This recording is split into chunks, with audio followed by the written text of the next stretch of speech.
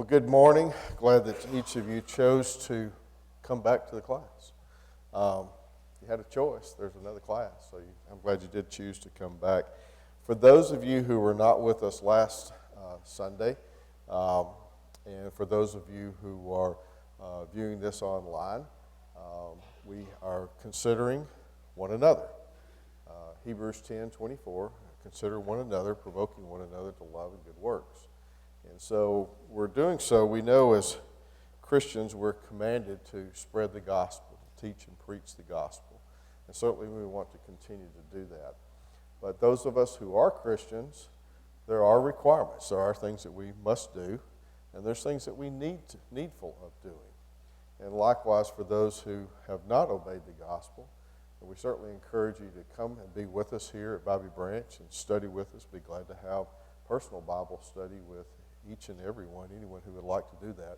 But understand, the peace that comes and passeth all understanding, as we learn from Philippians, of the book of Philippians. So again, we want to go back to Hebrews 10:24 and keep that verse in mind. I'm not going to ask you, I've got it memorized now. I think most of us knew that verse prior. So again, considering one another, provoking one another into love and to good works. And so where we left off last week, I want to back up just a little bit, just to make sure, just to set the tone. So when we're thinking about being considerate, do I consider options and the likely outcomes before I speak or act?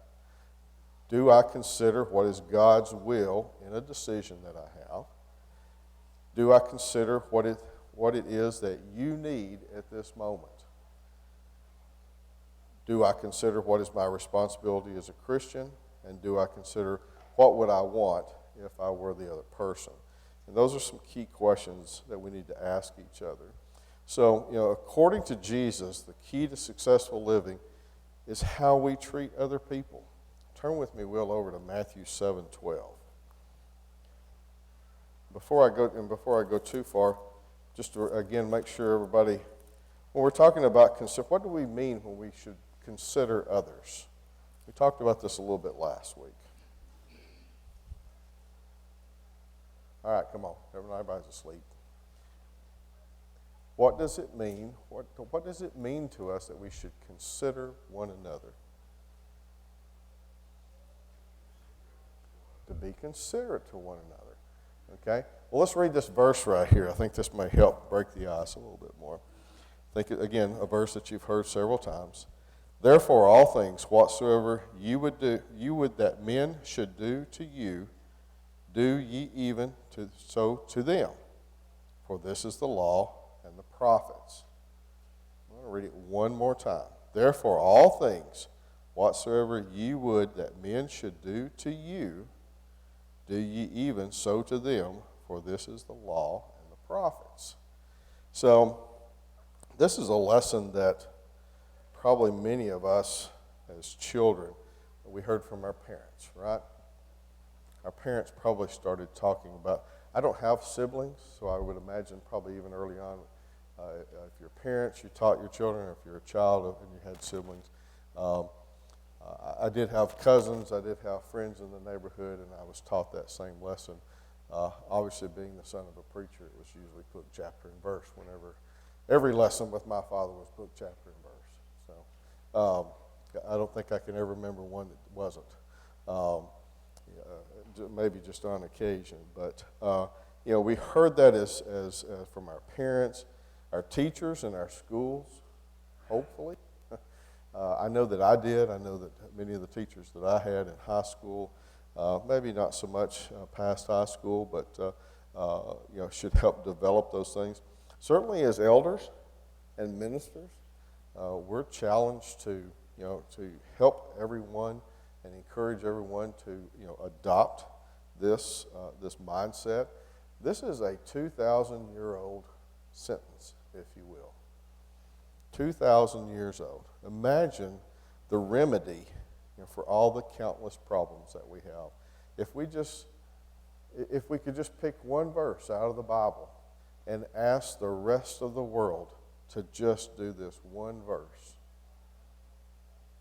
Imagine how much better a place the world would be. Okay, I mean, just if you thought of the other person before you did anything to them, at them, about them, whatever it was, and everybody in the world did that. Imagine the impact that that would have. Would I murder someone if I wanted them to murder me? Would I steal from them if I wanted them to steal from me? You just keep going on and on and on.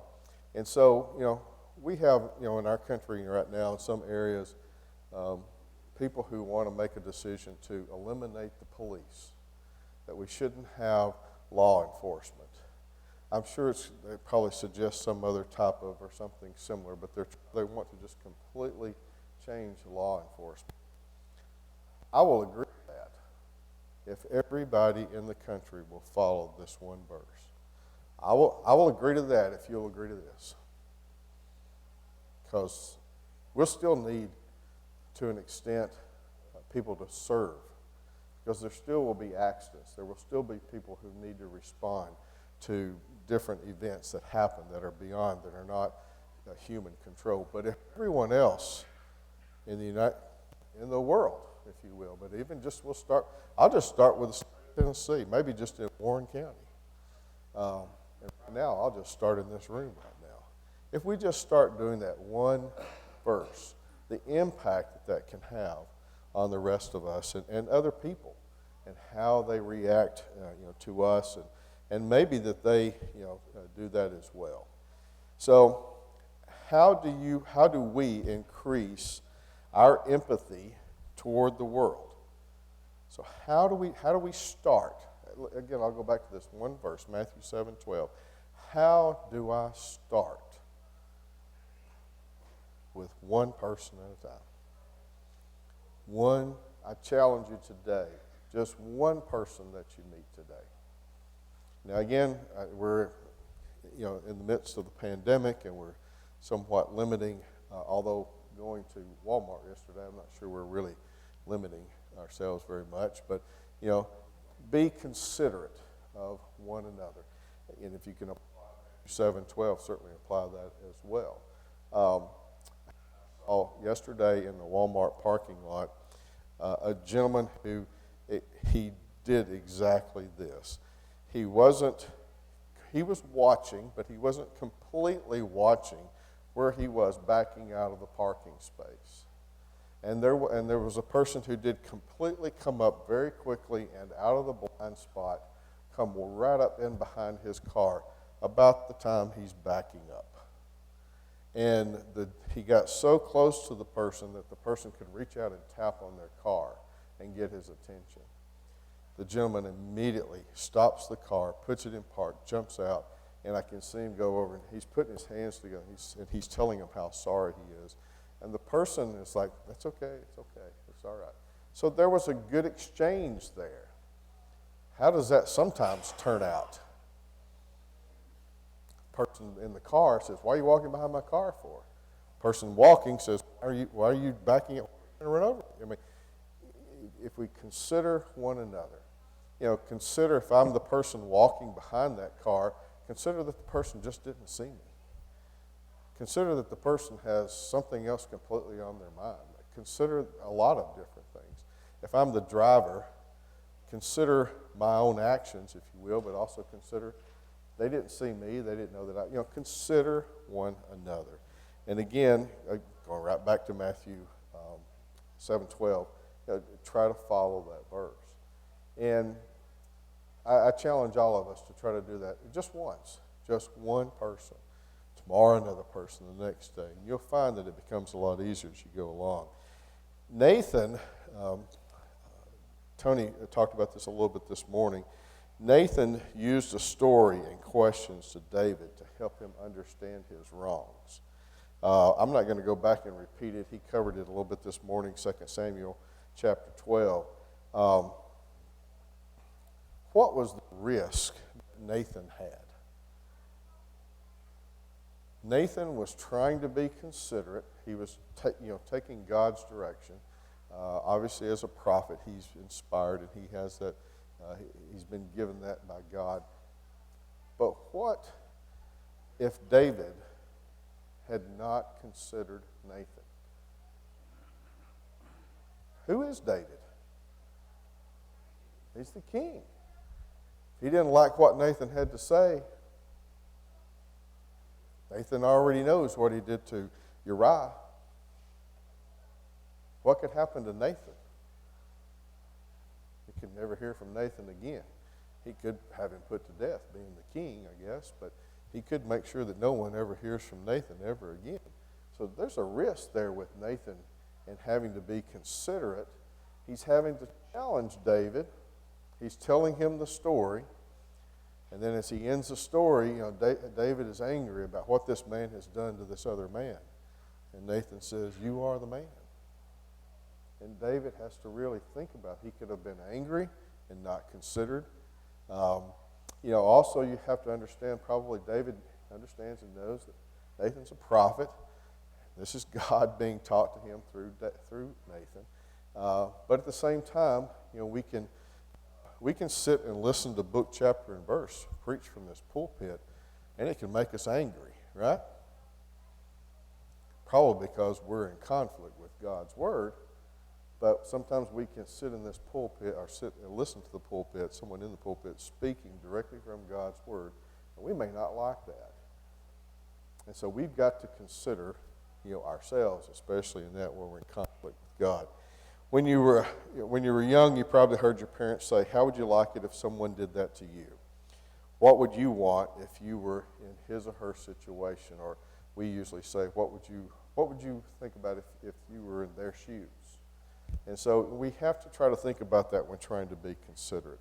The significance of sympathy and empathy was emphasized by Jesus in Matthew 25. So if you'll just flip over, if you're still there at Matthew 7, flip over just a few pages to Matthew 25. We're going to look at verses 31 through 36. Matthew 25, 31 through 36. When the Son of Man shall come in glory, and all the holy angels with him, then shall he sit upon the throne of his glory. And before him shall be gathered all nations, and he shall separate them one from another, as a shepherd divideth his sheep from the goats. And he shall set the sheep on his right hand, and the goats on the left. Then shall the king say unto them on his right hand, Come ye, blessed of my Father, inherit the kingdom prepared for you from the foundation of the world. For I was hungered, and you gave me meat. I was thirsty, and you gave me drink. I was a stranger, and you took me in. Naked, and you clothed me. I was sick, and you visited me. I was in prison, and you came unto me. And he's going to go on. You can continue reading there. They're going to ask, well, where were you that we did these things? And Jesus explains, if you did these to others, done to me. And so, he teaches us a lesson there just in a few short sentences about how important it is to have sympathy and empathy. Obviously, sympathy is whenever you can share. If you've had the passing of a loved one, you've had financial problems in your past, you're dealing with issues with children, whatever it is. Sometimes perhaps they're not spiritual or even emotional. Maybe sometimes they're just physical, things that you're dealing with or you're having to try to overcome. And you need to ask someone, this ever happened to you? How did you deal with it? How did you handle? Or if you see that person, sometimes, I think about sometimes you'll hear preachers say, crying children in a congregation is a welcome sound. Because it means there's new people, there's new young coming into the congregation. It's welcome.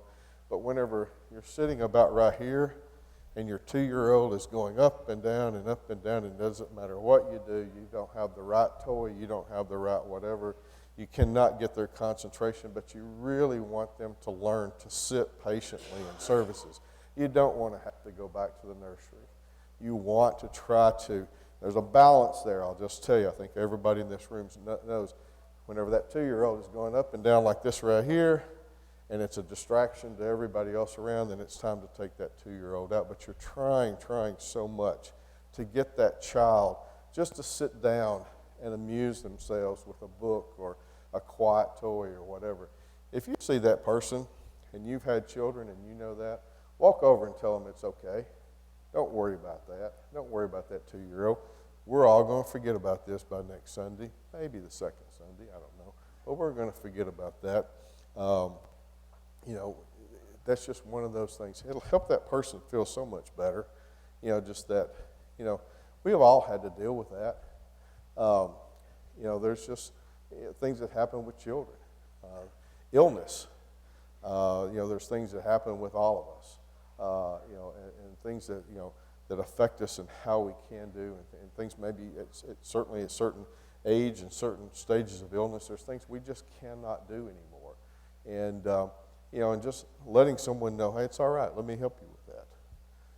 It's okay, don't worry about that. So, so having the significance of that sympathy and empathy, again, Jesus magnifying it. Your destiny will be decided by your decency. Your destiny will be decided by your decency. Salvation, attaining, home in heaven, is not based on amassing all these good works. We're not just checking a box and, okay, I helped Joe cross the street today. I helped Ray do this. We're not trying to check a box, okay? We're not trying to impress the Lord, but how we treat others clearly has a bearing on our eternal home, right? I think we can all agree to that. So how we treat each other, again, going back to Matthew 7:12, treating each other as how we would want to be treated. So to a great extent, success in life is measured in the same manner. So outside the spiritual world, how we see people treat other people and how we're considerate is often recognized in the world.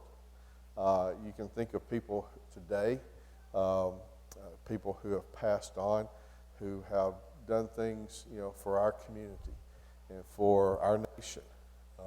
Some very challenging. Sometimes being considerate doesn't always mean you're doing what is popular, right? Abraham Lincoln, we still remember Abraham Lincoln to this day. Probably if you started polling people on the street, name a president. They might get some of the more recent ones, but Abraham Lincoln's probably going to be in there somewhere. Might be number 2, might be number 1, might be number 5, but it's probably going to be at least in the top 5. And so we think about, the decisions that he made as president, and depending on how you look at it, you can look at how he ended slavery or he led the country into a civil war. You can look at it either way. It's probably some things are not going to be always popular. And so, we look at different people, and how they have, things that they have done and led, at times or did things. We live in an age today where it seems like every moment of everyone's life is captured on video somewhere, even right now. We're somewhere on video, and so we're always getting these little snippets of these little things that are done by people. Unfortunately, our national news and even our local news sometimes saves all that for a 30-second little run right at the end of the newscast. I wish they'd put a lot more of this in there at the rest of the newscast. Something that was very encouraging for us. And so I think one of the ones I'm thinking of was these 2 little boys who hadn't seen each other in weeks, if not months. And they're on the sidewalk, and they see each other from afar off. They're only like 2 years old, and they just immediately start running to each other and just embrace and then off to play. It's just, why can't we do that? Why can't we, put all these other awkwardness behind us and things of status or things like that? We've got to put all those things behind us and just, and keep moving forward and treat each other, the way that we want to be treated. So the world uses a term civility to how we should treat fellow human beings. So if I take that word civility, it means common courtesy. The Bible uses the word consideration. So turn over to Philippians chapter 2. Philippians chapter 2.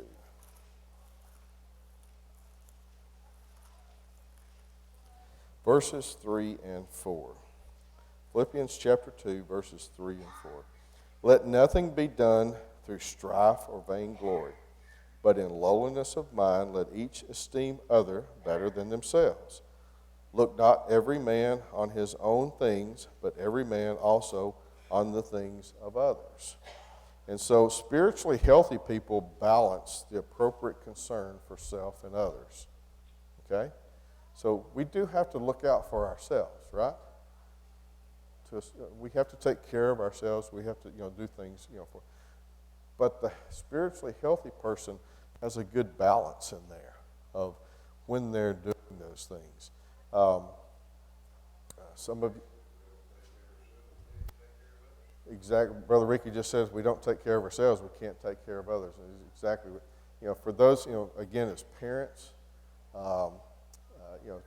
tending to children, if you have parents of your own, elderly, maybe they have illness or disease or whatever, sometimes that requires a lot of time. And you have to take a break. You need a break in there. You need to charge your own batteries, if you will, even if it's just to sleep.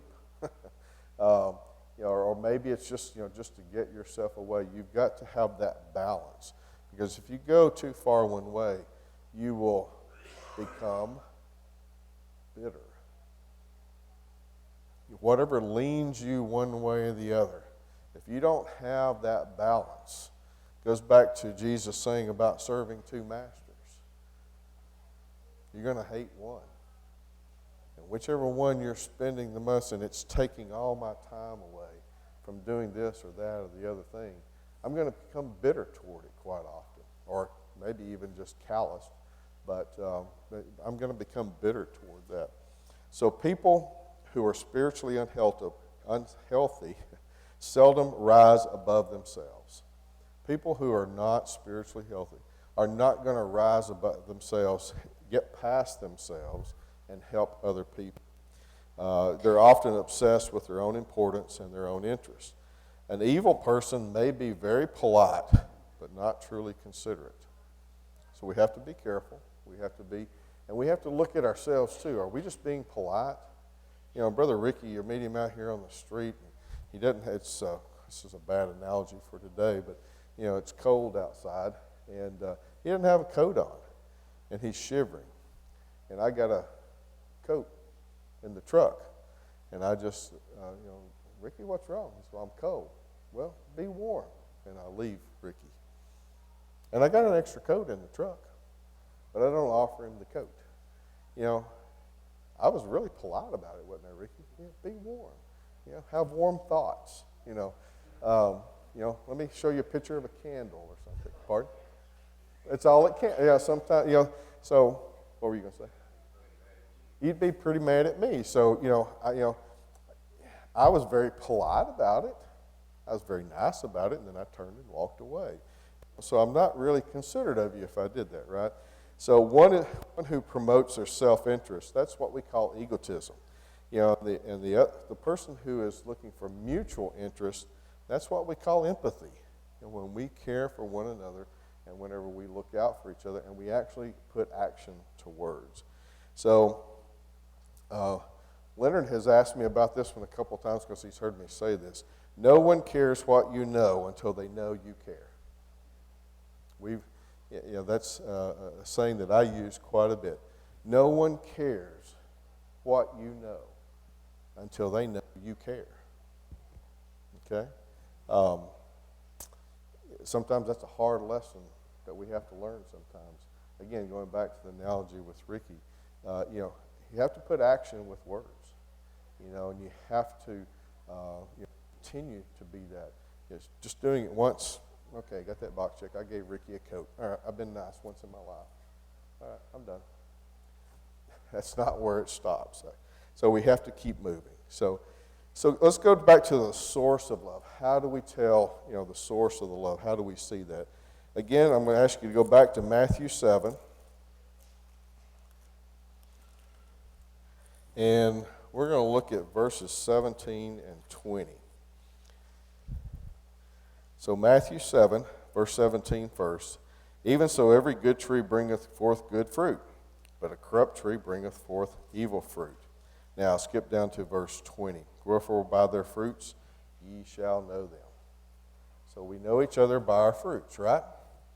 So if out of about 3 or 4 or 5 people in here, they're all out in the cold along with Ricky, and I said, just be warm, and I don't offer you the coat, or I don't even offer you to sit down in my truck and get warm, after a while you see the fruits of my lack of labor, right?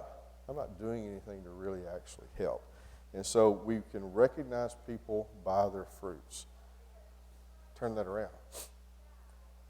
Now people recognize us by our fruits as well, right? So what are we doing? What are we doing? What type of fruit are we bearing? The hidden source of a person's words and deeds are in their heart. Turn over to Luke chapter 6. Luke chapter 6. Verse 45. Luke chapter 6, verse 45. A good man out of the good treasure of his heart bringeth forth that which is good. An evil man out of the evil treasure of his heart bringeth forth that which is evil. For the abundance of the heart his mouth speaketh. I like how Jesus uses the last, out of the abundance of his heart his mouth speaketh. And so, how we do those things. If I come up to you and I ask you about some family member that has been sick, and I didn't know that maybe they passed, and I'm asking you about this family member that passed. First of all, I'm really embarrassed that I didn't know that. Second of all, hopefully I'm going to express that and let you know I had no idea. I am so sorry. The return of that consideration is okay, maybe you didn't know. It's a very simple interchange. But sometimes that can get, again, going back to the guy at Walmart with the car yesterday, depending on how we're considerate of each other is how we can perceive that and how we can have that conversation. Turn over to James chapter 3. James chapter 3, verse 11.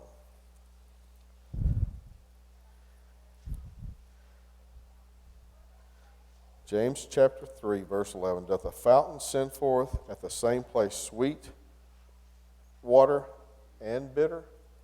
So his analogy there, James, is can you go to a fountain? In biblical times, a fountain, there would have been a well, if you will. And so would the water at one time be bitter and another time be sweet? No. So how we and how others, I'm doing this from self-respect, I'm looking at introspectively now, trying to use the verses here. How do we do that all the time? Are we always being considerate? Is my point, is where I'm going back to. It's unhealthy to do for others what they should be doing for themselves, but it is wonderful to assist those who are handling life's loads. I go back to my analogy of the child, the 2-year-old jumping up and down. It's okay to help that. Maybe you are the distraction. Maybe the 2-year-old over here is jumping up and down, and you're sitting over here on this side of the pew, and you motion for the child to come to you.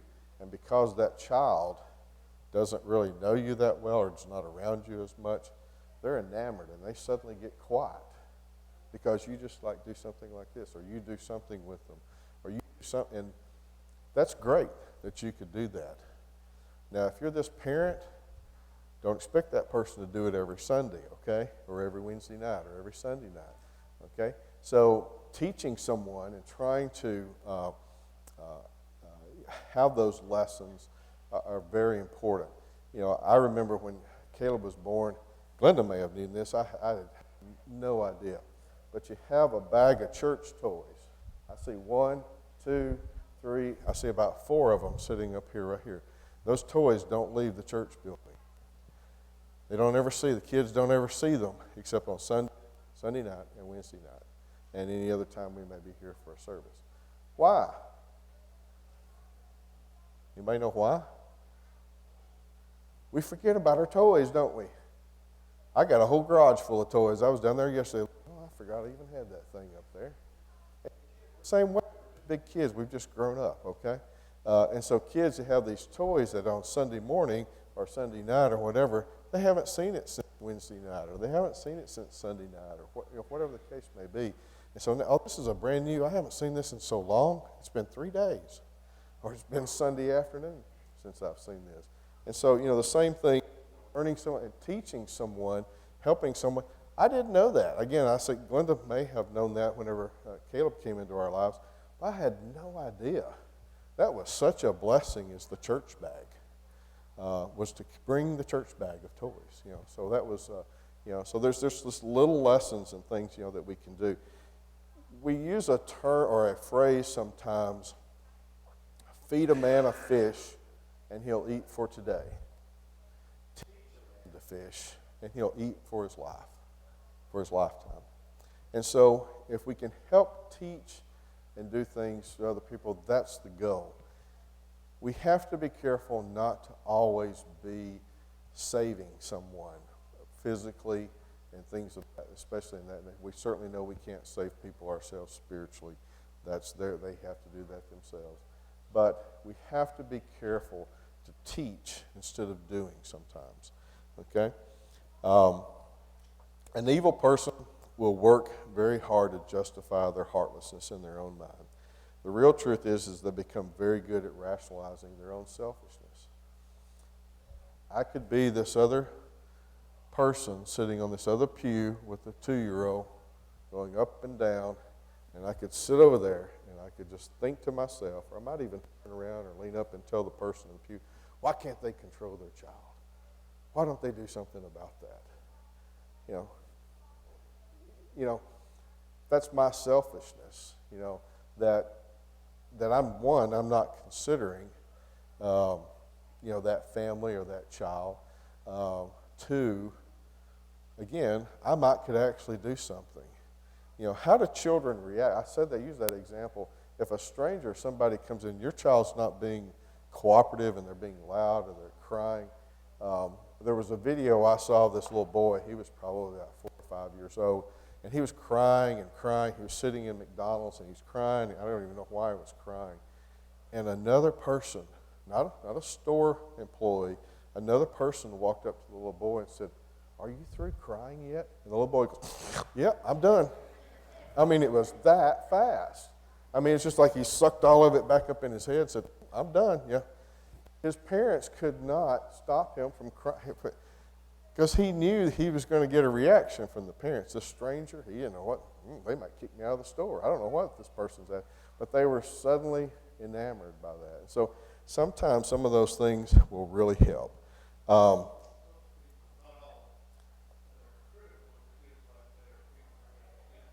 That's true. That's true too. Yeah. But I can, my son's 24, and I do catch pardon? Oh, I catch myself sometimes, thinking, what? And then I think, oh, I've been there. So I'm sure as the older I get, I'm probably, that pause in there is going to get a little bit longer maybe. I've got to remember that. But that's true. You have to, grieving over the loss of a loved one. Losing a child. I can't imagine. So I mean, it's very difficult, the grieving that someone may do for years. I'm not talking about weeks or months. I mean for years that some people may have to do, and trying to rationalize that for ourselves and how we do and what we do. Some of those are some very tough judgment calls. And trying to be consoling to that person. and trying to be mindful of that person. Again, come back to the lesson, being considerate. So let's look at a couple of things about forgiveness real quick before we go on. Tony stole a couple of these from, turn over to Ephesians chapter 4, verse 32.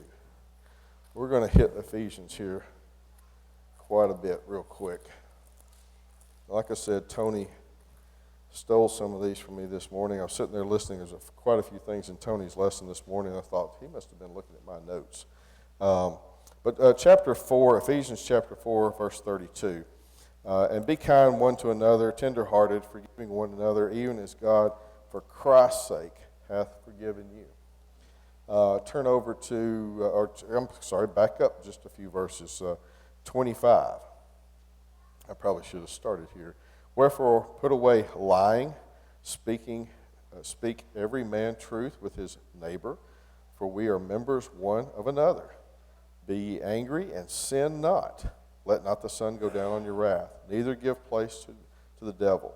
Let him that stole steal no more, but rather let him labor, working with his hands, the thing which is good, that he may have to give to him that needeth. Let no corrupt communication proceed out of your mouth, but that which is good to use for edifying, that it may minister grace unto the hearers. And grieve not the Holy Spirit of God, whereby ye are sealed unto the day of redemption. Again, 4 or 5 verses right there covers a lot of territory. So forgiveness, it's an act of love.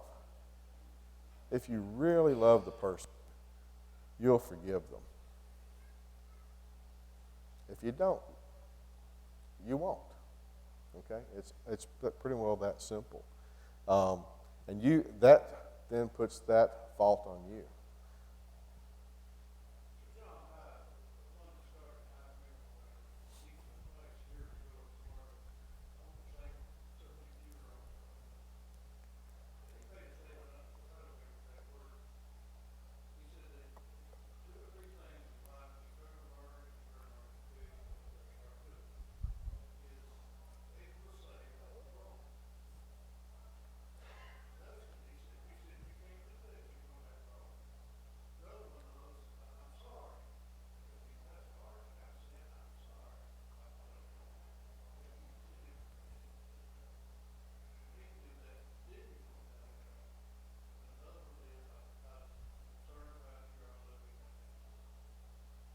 So Leonard's comments, I'm going to repeat them so that folks online can hear, is the lesson from John Hughes. You've got to learn to say I'm wrong.